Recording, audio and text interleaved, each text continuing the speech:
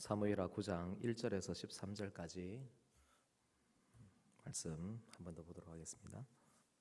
사무엘하 9장 1절에서 13절까지 말씀입니다.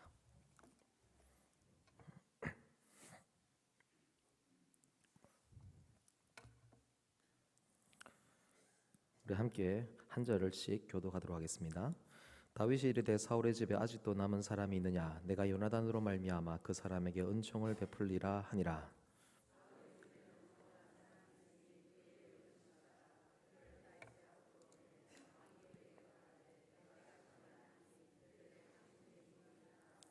왕이 이르되 사울의 집에 아직도 남은 사람이 없느냐? 내가 그 사람에게 하나님의 은총을 베풀고자 하노라 하니 시바가 왕께 아뢰되 요나단의 아들 하나가 있는데 다리 저는 자니이다 하니라.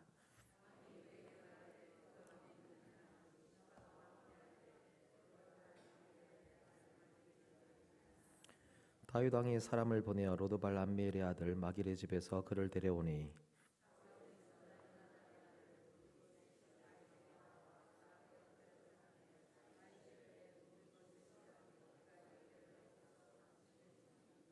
다윗이 그에게 이르되 무서워하지 말라. 내가 반드시 내 아버지 요나단으로 말미암아 내게 은총을 베풀리라. 내가 내 할아버지 사울의 모든 밭을 다 내게 도로 주겠고 또 너는 항상 내 상에서 떡을 먹을지니라 하니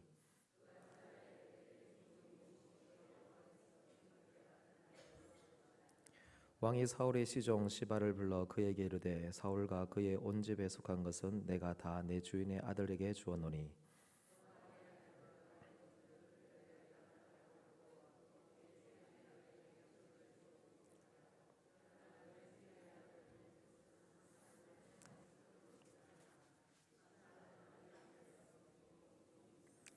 시바가 왕께 아뢰되 내 주 왕께서 모든 일을 종에게 명령하신 대로 종이 준행하게나이다 하니라. 무비보셋은 왕자 중 하나처럼 왕의 상에서 먹으니라.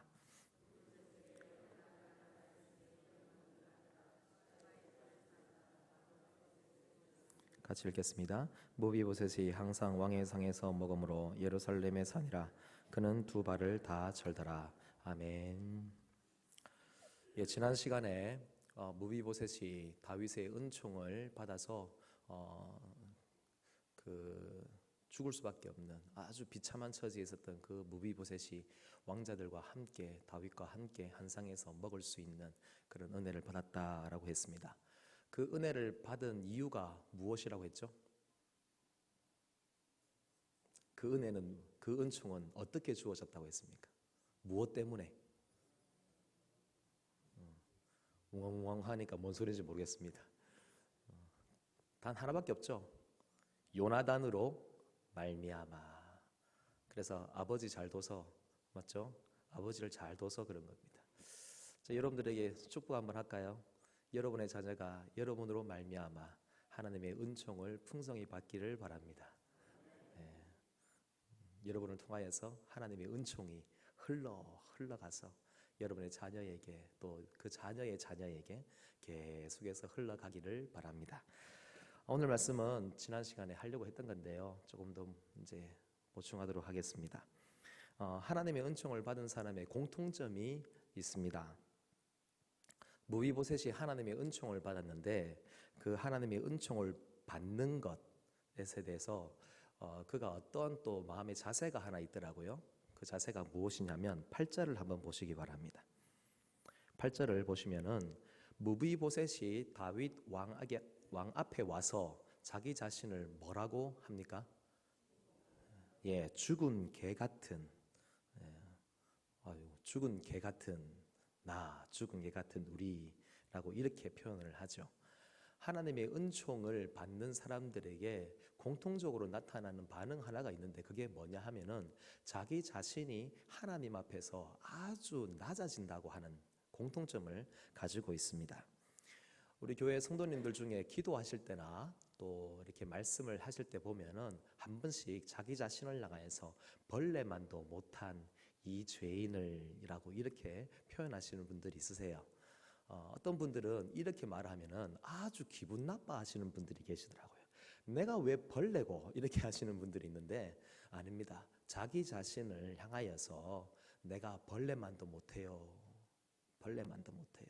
여기 보면은 무비보셋은 자기 자신을 향해서 죽은 개만도 못한 나를 하면서 하나님 그 은총을 받을 수 있는 마음의 그릇이 준비되어 있다라고 하는 것, 그런 모습을 한번 보게 됩니다. 물론 요나단 아버지로 말미암아서 은총을 받게 되었지만은 그 은총을 받는 무비보셋이 나중에 이제 쭉 살펴보다 보면은 무비보셋도 하나님 앞에 은총을 받을 그릇을 준비하고 있었다라고 하는 그런 마음의 준비가 되어 있는 사람이구나라는 것을 알게 됩니다. 교만한 사람은 아무도 하나님의 은총을 받을 수가 없습니다.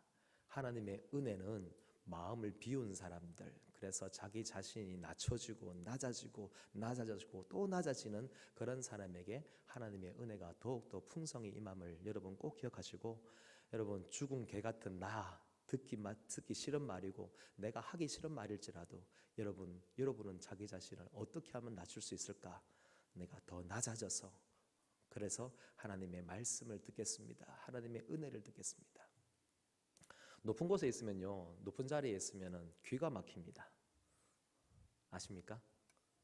그리고 귀가 막히면 마음이 굳어집니다.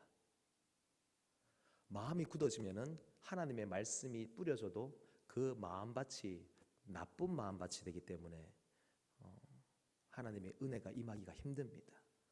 그래서 성경은 끊임없이 우리 보고 뭐라고 하느냐면 겸손하라고 하고 낮아지라고 그렇게 말합니다. 낮은 곳에 있을 때에 하나님께서 여러분들에게 더 큰 은혜를 베풀어 주실 줄로 믿습니다. 그래서 낮아집시다. 더 낮아집시다. 더 겸손하게 낮아지고 그래서 하나님의 은총을 받는 공통점이 여러분에게 나타나기를 바랍니다. 또 하나는 뭐냐 하면요, 하나님의 이름으로 라는 그 말입니다. 하나님의 이름으로. 3절을 한번 보시기 바랍니다.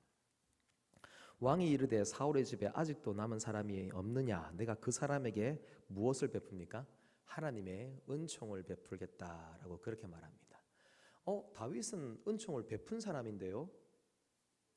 그런데 다윗도 따지고 보면은 은총을 받은 사람이죠. 하나님의 은총을 받아서 지금 여기까지 와 있는 것입니다. 여러분이 살면서 지금 여기까지 오는 동안에 여러분의 힘으로, 여러분의 능력으로, 여러분의 뭔가 가지고 있는 어떠한 무엇인가로 여기까지 왔다라고 생각한다면요, 여러분 그 생각 지금 당장 바꾸시기 바랍니다. 다윗 왕이 지금 왕의 신분을 가지고 있지만 왕이 되기까지 그에게 하나님의 은총이 없으면은 그는 여기까지 올 수가 없었습니다. 그래서 다윗은 그가 사나 죽으나 할 수 있는 말은 나는 하나님의 은혜로 사는 자입니다. 그 말 한마디밖에 없는 거예요. 근데 그 자리가 왕의 자리가 되고 나니까 이제 그 하나님께 받은 그 은총을 더 풍성하게 나눌 수 있는 그런 자리에 오게 되었습니다.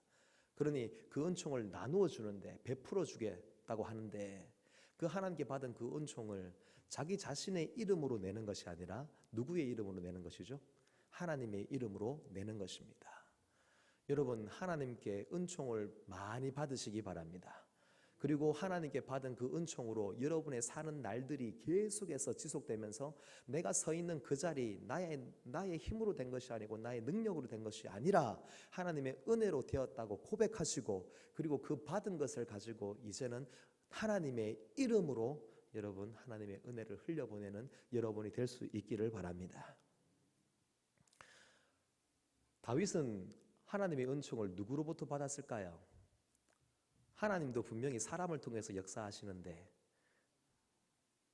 오늘 말씀에 은총의 사람 2명, 숨어있는 은총의 사람 2명을 또 한 번 더 찾아보겠습니다. 첫 번째 사람은 여러분이 예상할 수 있는 사람입니다. 누구냐 하면 요나단입니다.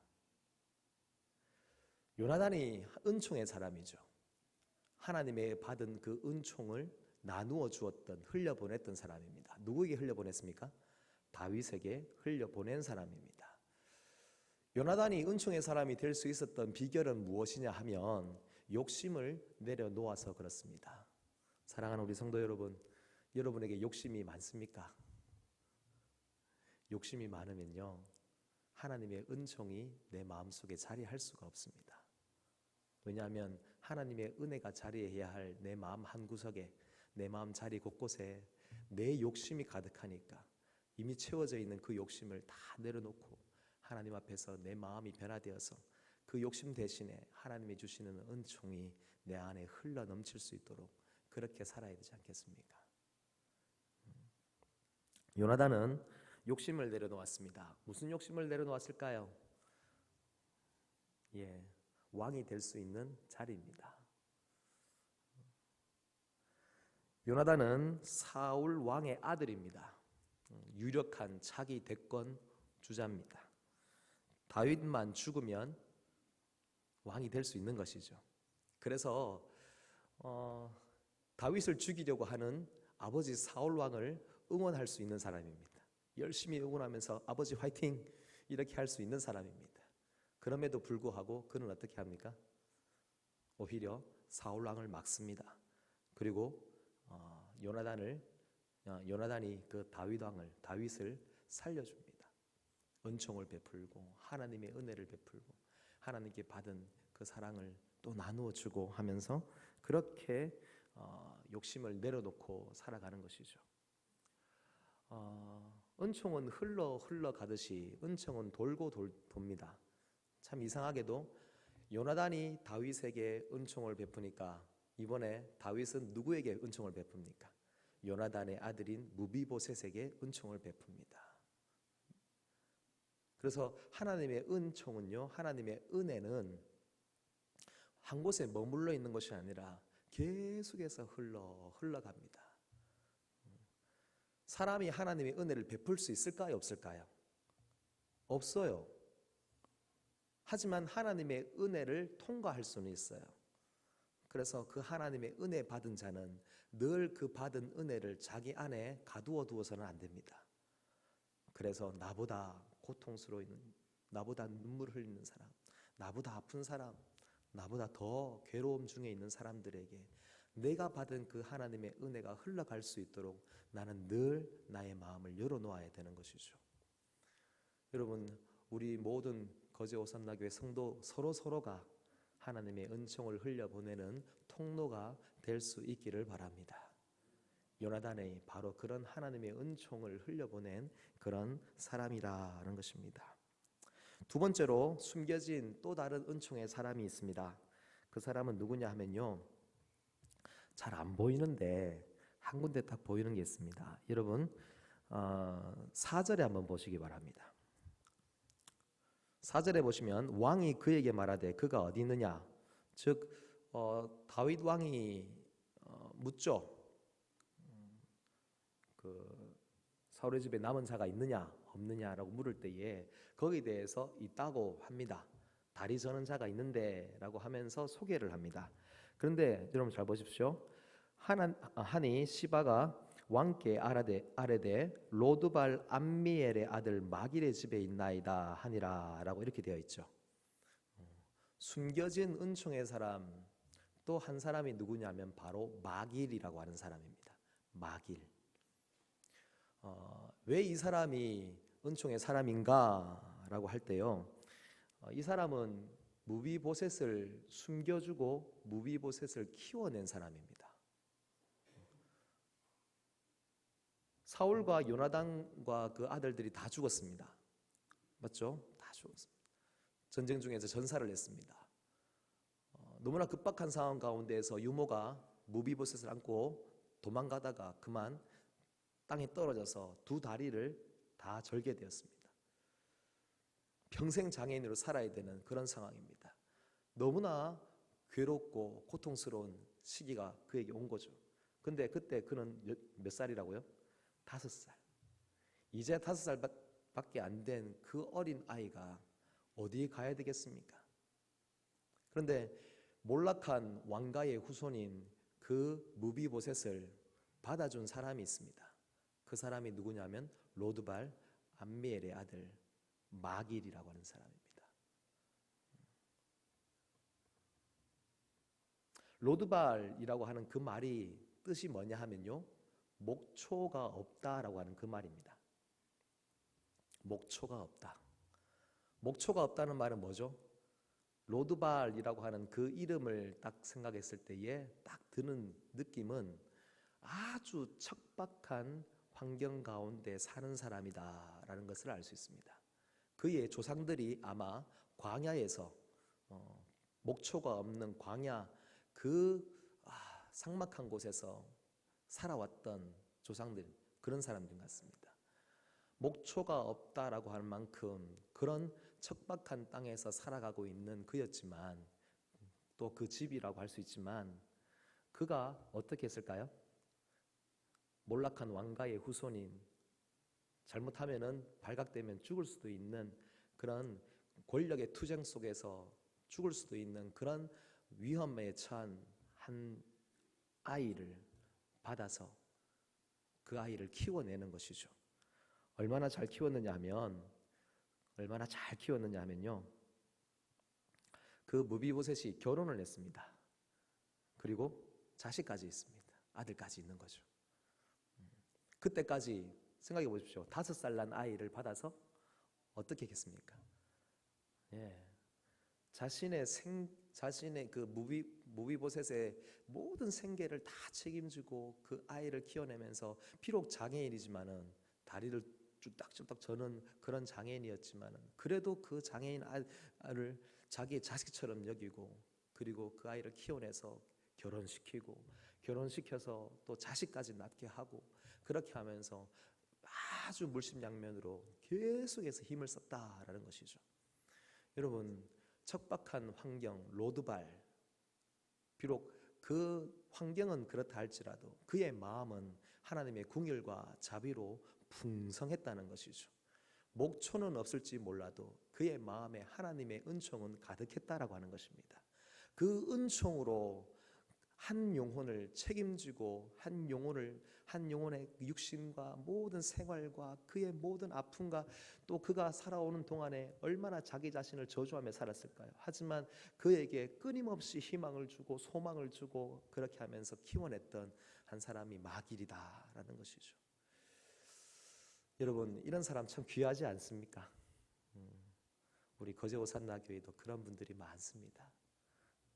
비록 어려운 경제 형편이지만 그래도 한 영혼에 대한 안타까운 마음과 또한 긍휼과 자비의 마음, 하나님의 은혜의 마음을 가지고 그렇게 힘을 쓰고 있는 많은 분들이 있습니다. 저는 근데 여기 보면 마길의 집이라고 표현을 하거든요. 근데 이 마길의 집이 뭘로 보이느냐 하면 교회로 보여요. 교회로. 아픔 가운데 있는 사람들, 소망 없이 고통 가운데 신음하면서 어디 갈 곳 없는, 정말 위로받을 수 없는 그런 안타까운 처지에 있는 많은 사람들이 교회에 와서 회복되고, 또한 치료받고, 또 다시 소망을 얻고, 그렇게 해서 새 힘을 얻는 그런 곳이 이 땅 가운데 어디 있겠습니까? 거제 호산나 교회일 줄 믿습니다. 하나님께서 우리 교회를 통하여서 이와 같이 위로하고 회복하고 섬김, 나눔을 통하여서 하나님이 이런 교회를 만들어 가시는 귀한 하나님의 은총이 흘러 넘치는 교회가 바로 우리 거제 호산나 교회인 줄 믿습니다. 제 친구들하고 만나보면요, 저희 교회를 참 부러워해요.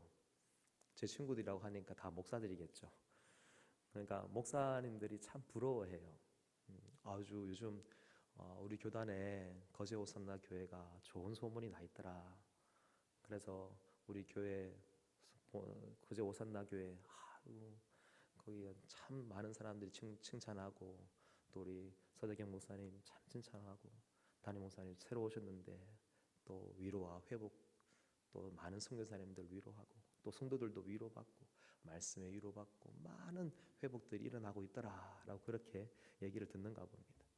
그러다 보니까 참 그 목사님들이 부러워해요. 야, 창태야, 너는 좋겠다. 그래요. 그래, 나 좋다, 행복하다라고 그렇게 합니다. 여러분, 마길의 집, 무비보셋이라고 하는 죽은 개 같은 한 사람이 그 마길의 집에 들어갔을 때에 그에게 얼마나 기쁨의 일들이 많이 있었는지 모릅니다. 사랑하는 우리 거제오산나 교회도 하나님께서 하시는 놀라운 은총의 일들이 풍성하게 일어나기를 바랍니다. 마길의 집처럼 위로하고 회복하고 다시 일으켜주고 세워주고 그렇게 하나님의 은혜가 넘쳐나는 우리 거제오산나 교회 뿐만 아니라 여러분의 가정에도 마길의 집처럼 되기를 바랍니다.